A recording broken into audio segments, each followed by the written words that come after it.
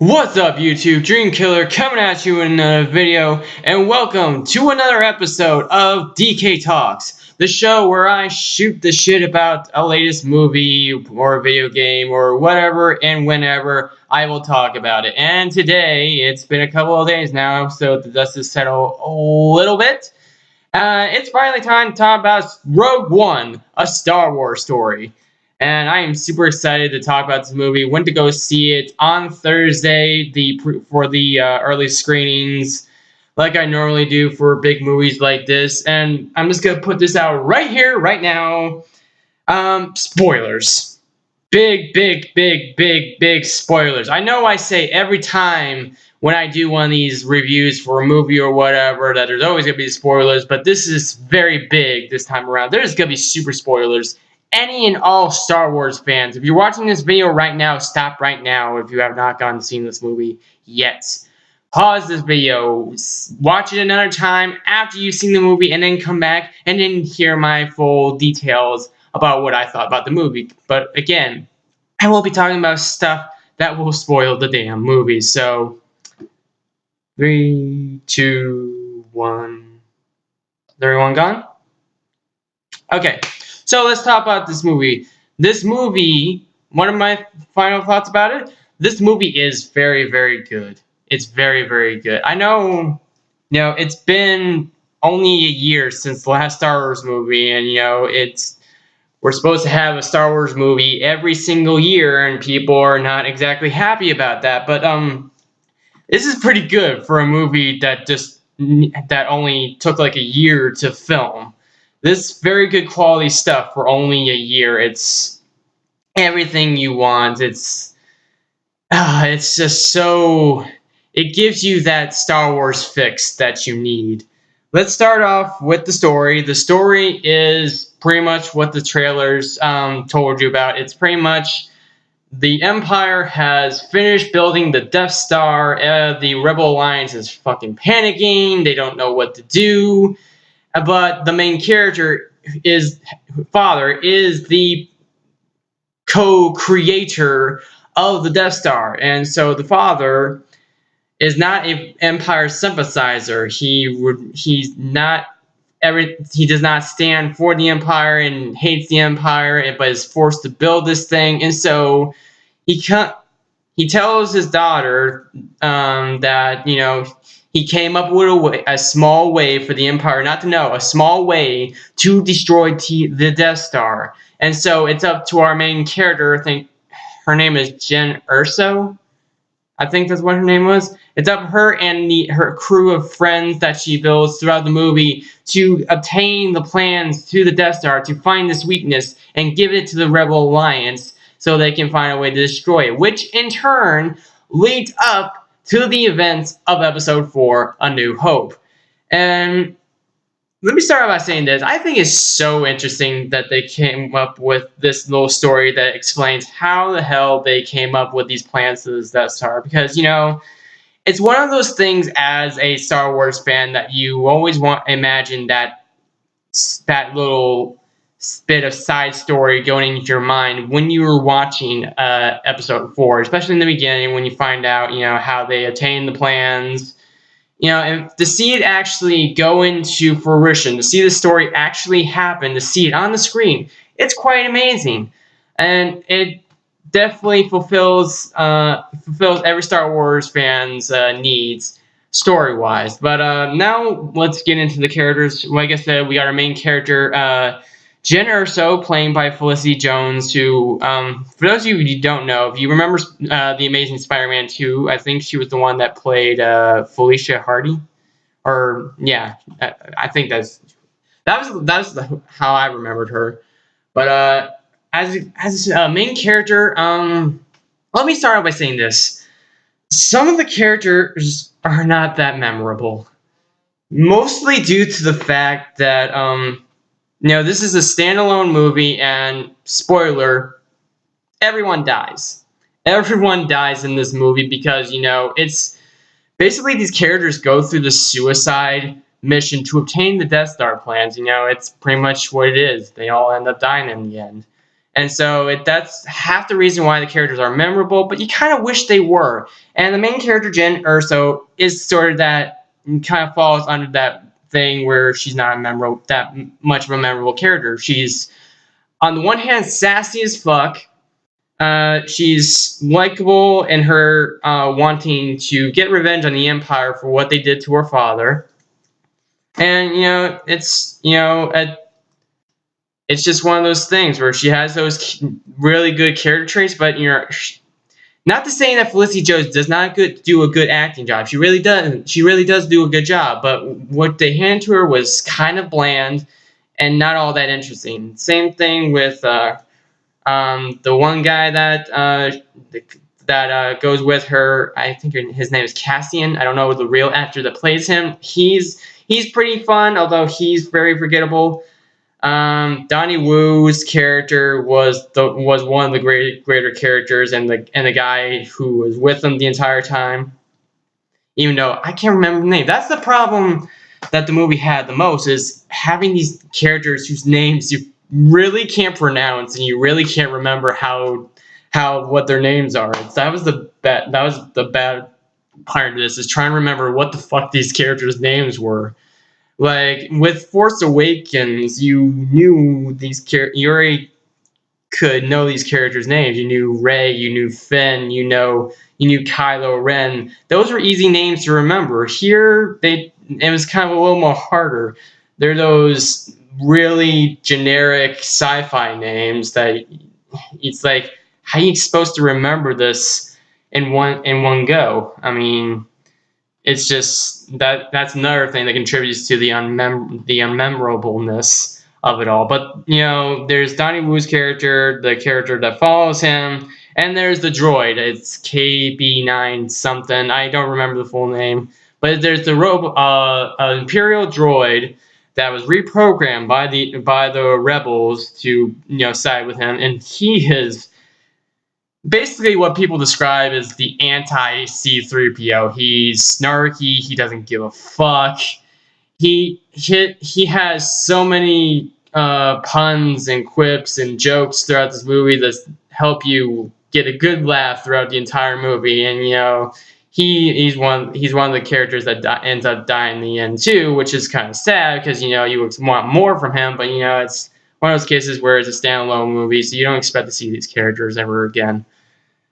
But that's it. And of course, we got to talk about the cameos that make it into this movie. We'll start off with the obvious, is Darth Vader. Darth Vader has two scenes. One I'm going to talk about now, and one I'm going to talk about later, because there's a reason I want to talk about it later, because it's such a good scene. But let's talk about the first scene he's in. He's talking to this director guy who is the main antagonist of the film, which, by the way, the main antagonist of the film is he's very likable antagonist. He's one of those Imperial officers that he's evil. He's kind of straight to the point, doesn't give a fuck. He's a very, like I said, a likable antagonist, and he goes to talk to Darth Vader about the testing of the Death Star, how it was successful, and then Darth Vader does this thing where he talks down on him and force chokes him, the classic force chokes, which I was giddy as a clam seeing Darth Vader, because keep in mind, I hadn't seen Darth Vader a long time, since I think it was episode 3 was the last time we ever saw the last of Darth Vader, even if it was that small scene at the very end of episode 3. But this scene, Darth Vader on the big screen once again, was so good. The guy they had in the suit itself was beautiful looking. They had the red lenses, which were a nod to episode 4, where he had those red lenses. And just hearing James Earl Jones' voice, and just knowing that he died recently, pulls at your heart a lot. But it's so good. And one thing too, Darth Vader does a lot of puns in this one scene where he force chokes the director. He says, "Be careful, director! Don't choke on your aspiration." I'm like, that's kind of funny, but I didn't expect Darth Vader to do puns. But it's good because it's Darth Vader again. It's Darth Vader. I haven't seen this guy since episode 3. Haven't seen him for a long time. You know, just seeing him on screen talking, it's just fantastic. Then we got the small scene with we got the small cameo of C-3PO and R2-D2. They had a little few seconds there, which pretty much, you know, what is it, Anthony Daniels? You know, this whole thing he's been in every single Star Wars movie. That's still going. He's still in every Star Wars movie, even in this one. And one cameo that got a really good laugh out of me is for those of you who are a big Star Wars fan, remember that cantina scene from the original Star Wars, and you remember those two alien things that come up to Luke and they're like, he doesn't like you.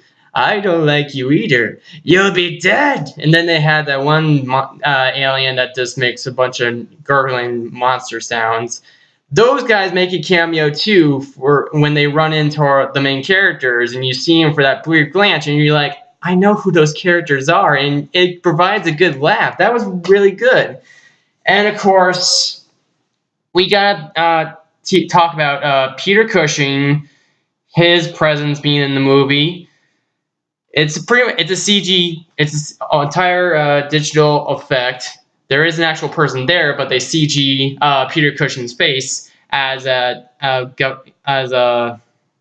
General Tark. I don't know if it's a general, but Tarkin is in the movie, and at first he has his back to the audience. You don't expect to actually see him, but then he turns around and you see it's Peter Cushing, and you're like, wait a minute, how are you still alive?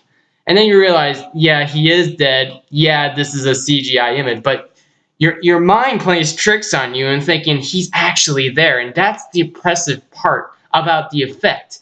That's not the only one, too. We also see the entire Red Squadron in one of the dogfights. We see Red 1, Red 2, Red 3, Red 5, Red Leader. You see all of them, and it's, again, a CG image, but your mind makes you believe it's actually them, and it's so damn impressive.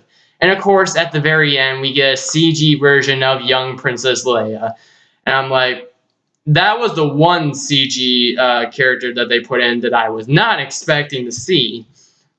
You know, obviously, since this ties into A New Hope, you expect to see Leia, but I was only expecting them to show her from behind and then talking, but then they actually show her face, and it's a young Carrie Fisher, it's a young Princess Leia, and she talks.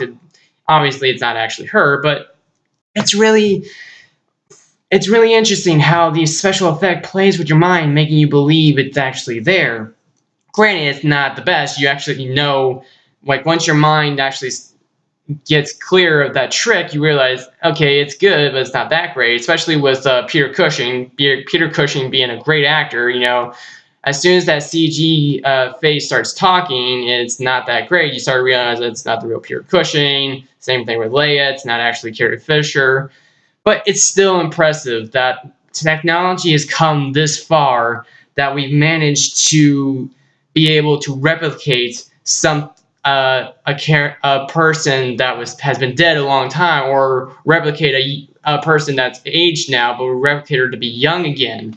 It's so impressive to see how far we come in technology. It really is impressive. But those are all the cameos, and you know, people make this seem like, you know, it's the same thing to have in Force Awakens. We got those little nods to the classics, and we're doing the same thing with Rogue One, and people are starting to get worried that that's all that's going to happen throughout all of these movies that are coming out every single year. But, you know, for some Star Wars fans, you know, it's a very cool little treat. And yes, we are starting to get new original stuff with Episode 8 coming out, but, you know, it's nice to, you know, see throwbacks to the classic, especially with the Han Solo movie coming out, and so on and so forth. We got to get more nods to the classics. You know, for anyone that's complaining about the little nods to the classics, you know, take it for what it is. If you don't like it, then, you know, just don't go see it. I mean, that's totally up to you. But as a pure Star Wars fan who's been a fan since, oh God, probably like when I was 6 or 7. Seeing these little nods, is really nice to see. So that's it. That's all the characters. Some are likable, some are bland and unforgettable, and then we got the cameos, which were super fantastic. Now, let's get to the final Darth Vader scene that I was saving for last. This was the best damn part of this movie. Pretty much the rebels have the plans. They're about to go and take it back to their base, but then Darth Vader comes in. It's dark, and we're in this small hallway where they're in, and you see you hear Darth Vader breathing, and then you see his lightsaber turn on, and then he just goes to town, just uses his force powers to put people to the ceiling, then slice them in half. It was like the Darth Vader horror movie that we all wanted to see. Just see Darth Vader become the full badass that we all know that he is. I mean, it was just so beautiful. And, even though, he's the bad guy and we shouldn't be rooting for him, I'm like, yes, more Darth Vader, more Darth Vader. It was just so cool to see him like go to town mowing people with his lightsaber, using the Force to go back and forth. It was just such an impressive thing, and it makes you want. And I'm not the only one that's brought out this idea too. It makes you want to see a Darth Vader standalone film, and I hope that with this in mind, Disney will come up with that idea. Like, people really like that scene, and people really want to see more Darth Vader like that. Let's make a Darth Vader movie.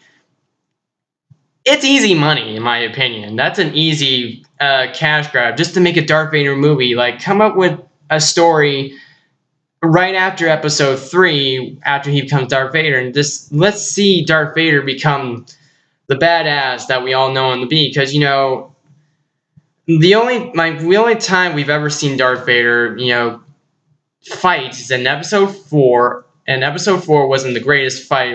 It's like two old men, fencing, and then with Empire Strikes Back, with Luke and Darth Vader, it was great fight, but it wasn't that. It could have been way better. And then there's Return of the Jedi, where it's the same thing, but again. But the point I'm making is that we never get to see Darth Vader just go full Darth Vader, and this was a small snippet of us finally getting to see Darth Vader at his full potential, at his full badassery. And I hope that there will be a Darth Vader movie soon. I will seriously pay whatever money I need to pay just to be able to see that one movie. But other than that, like I said, this movie was great. It was not perfect. I felt that the pacing in the beginning was kind of slow, to the point where there was one point where I actually was starting to drift into a sleep almost. But then the final act came about with the space battles up in the air, and then the battles down below that finally put some good action into the movie that needed to happen. And this is a dark film. It's pretty much a dark war film. It's more of a war film than any Star Wars movie has ever attempted to be. Whereas, with the mainline story, there you have that fantasy to the movies, but then mixed in with the war. This is just pure war at its finest, and it's great to see. Gareth Edwards, for those of you who don't know, directed the recent Godzilla movie. Did a fantastic job with this. I knew going in that he was going to do a fantastic job, because I loved the recent Godzilla movie. I had no doubts in my mind that he would do a good job, and he did a great job of portraying the dark war aspect that Star Wars is well known for, but is kind of pushed aside for the fantasy aspect. Especially considering the fact there's no Jedi, there's no lightsabers other than Darth Vader.